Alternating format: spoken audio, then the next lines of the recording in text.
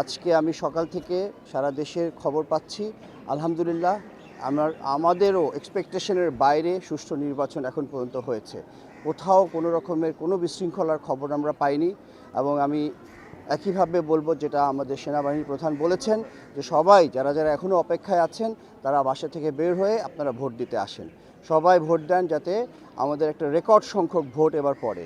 আমাদের অন্তর্বর্তীকালীন সরকার এবং নির্বাচন কমিশন অনেক কাজ করেছেন এই নির্বাচনের জন্য এবং এটা আমরা উৎসব মুখরভাবে করতে চেয়েছিলাম এবং আমি আজকে যা দেখছি, আমি তো আজকে অনেক বছর ধরে ভোট দিচ্ছি, অনেক বছর পরে একটা সত্যি উৎসব মুখর ভোট দেখছি যেটা হয়তো বা আমি একদম ছোটোবেলায় দেখেছিলাম।